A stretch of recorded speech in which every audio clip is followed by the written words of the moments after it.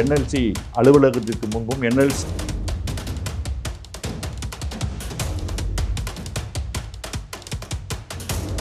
கேட்டிலேயே தடுத்து நிறுத்தப்பட்டு அந்த குற்றையன் 47/2 நெய்வேலி தெர்மல் காவல் நிலையத்தால் இந்த வழக்கு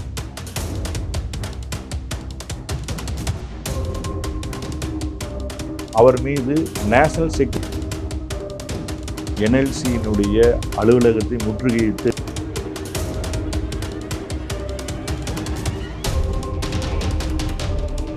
அண்ணன் வேல்முருகன் தலைமையில்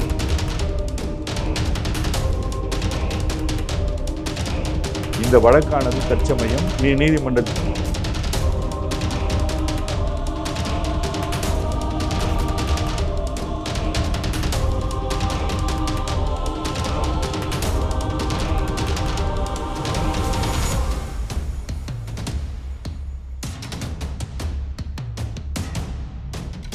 தமிழக வாழ்வுரிமை கட்சியினுடைய தலைவர் திரு வேல்முருகன் அவர்கள் தமிழக வாழ்வுரிமை கட்சி மற்றும் நடத்துவது அல்லாமல் தமிழர் கூட்டமைப்பு என்று ஒரு அமைப்பை உருவாக்கி சுமார் 15 ஆண்டு காலமாக நடத்தி வருகிறார். அந்த தமிழர் கூட்டமைப்பில் அதிமுக, திமுக போன்ற பெரிய கட்சிகள் இல்லாமல் விடுதலை சிறுத்தைகள், கம்யூனிஸ்ட் கட்சிகள், நாம் தமிழர் கட்சி மற்றும் 165க்கும் மேற்பட்ட இயக்கங்கள், தமிழர்களினுடைய நலனில் அக்கறை கொண்ட இயக்கங்கள் இதில் இந்த கூட்டமைப்பில் இடம்பெற்றுள்ளன. எப்பொழுதெல்லாம் தமிழ்நாட்டிற்கும் தமிழக மக்களுக்கும் தமிழக மக்களினுடைய உரிமைகளுக்கும் பிரச்சனைகள் வரும்பொழுது இந்த தமிழர் கூட்டமைப்பானது பல்வேறு போராட்டங்களை முன்னெடுத்துள்ளது. அவ்வாறு முன்னெடுக்கப்பட்ட ஒரு போராட்டம் தான் காவிரி மேலாண்மை வாரியம் அமைக்க கோரி ஒரு போராட்டம். காவிரியில் தமிழ்நாட்டுக்கு உரிய நீரை பகிர்ந்து கொடுக்க உச்சநீதிமன்றம் தீர்ப்பு வழங்கிய பிறகு அதை செயல்படுத்த மத்திய அரசாங்கமானது ஒரு சரியான ஒரு ஆணையத்தை அமைக்கவில்லை. எனவே கர்நாடக அரசு தமிழகத்திற்கு உச்சநீதிமன்றம் வழங்கிய உத்தரவின் அடிப்படையில் நீரை கொடுக்காமல் காலம் தாழ்த்தி வந்தது. அதனால் தமிழக மக்களின் நலன் சார்ந்த இந்த தமிழர் கூட்டமைப்பானது அண்ணன் வேல்முருகன் தலைமையில் காவிரி மேலாண்மை வாரியம் அமைத்தால் மட்டுமே தமிழகத்திற்கு உச்சநீதிமன்ற உத்தரவுப்படி நீர் கிடைக்கும் என்பதை வலியுறுத்தி அதற்காக மத்திய அரசாங்கம் நடத்தக்கூடிய என்எல்சி, நெய்வேலியில் உள்ள என்எல்சி நிறுவனத்திற்கு முன்பு இந்த போராட்டத்தை முன்னெடுத்தால் இது மத்திய அரசாங்கத்தின் கவனத்தை வெகுவாக ஈர்க்கும் என்பதன் அடிப்படையில் இந்த போராட்டம் முன்னெடுக்கப்பட்டது. மேற்படி போராட்டத்தை வலுவிழக்க செய்யும் வகையில் இந்திய அரசாங்கம் இன்றைய தமிழக அரசை தூண்டி எஸ்பி தலைமையிலான ஒரு தனிப்படை தமிழர் வாழ்வுரிமை கூட்டமைப்பிலிருந்து கலந்து கொள்ளக்கூடிய தலைவர்கள் வெளியூரிலிருந்து வருபவர்களை தடுத்து நிறுத்தியும் சுமார் 30க்கும் மேற்பட்ட தலைவர்களை திரும்ப போக சொல்லியும் போராட்டத்தை வலுவிழக்கும் வகையில் அன்றைய அரசு செய்த போதிலும் கடுமையான நெருக்கடிகளை சந்தித்த போதிலும் தமிழக வாழ்வுரிமை கட்சியினுடைய தலைவர் அவர்களுடைய வேண்டுகோளுக்கு இணங்க சுமார் 50,000க்கும் மேற்பட்ட மக்கள்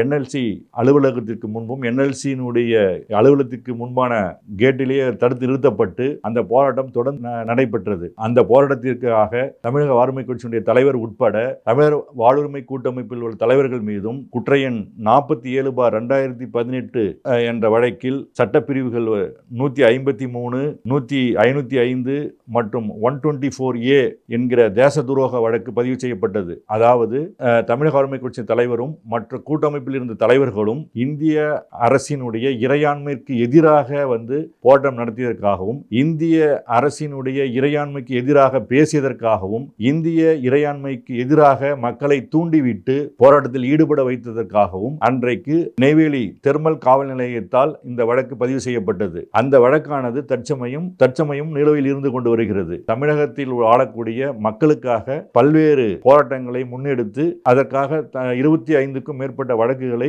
தன் மீது அவர் சுமந்து கொண்டிருக்கிறார் என்பது இந்த போராட்டத்திற்காக தமிழக வாழ்வுரிமை கட்சியினுடைய தமிழக வாழ்வுரிமை கட்சியின் தலைவர் வேல்முருகன் உட்பட தமிழர் வாழ்வுரிமை கூட்டமைப்பில் உள்ள தலைவர்கள் மீதும் 124A மற்றும் 153 மற்றும் 153A1A மற்றும் 505/1B இந்திய தண்டனை சட்டப்படி தேச துரோக வழக்கு பதிவு செய்யப்பட்டது. அதாவது தேச துரோக வழக்கில் ஒருவர் கைது செய்யப்பட்டால் அவர் மீது நேஷனல் செக்யூரிட்டி ஆக்ட் என்ற, அதாவது இந்திய தேசத்திற்கு எதிராக அவர் பேசியதற்காகவும், இந்திய தேசிய இறையாண்மைக்கு எதிராக செயல்பட்டதற்காகவும், இந்திய இறையாண்மைக்கு எதிராக மக்களை தூண்டிவிட்டு கலகத்தை ஏற்படுத்தியதாகவும் சொல்லி அவர்கள் மீது தேசிய பாதுகாப்பு சட்டத்தின் கீழும் கைது செய்யலாம். மேற்படி காவிரி மேலாண்மை வாரியம் அமைக்க கோரி என்எல்சியினுடைய அலுவலகத்தை முற்றுகையிட்டு போராட்டம் செய்ததற்காக திரு வேல்முருகன் மற்றும் தமிழக வாழ்வுரிமை கூட்டமைப்பில் உள்ள தலைவர்கள் மீது போடப்பட்ட வழக்கிற்கு, அதாவது 124A,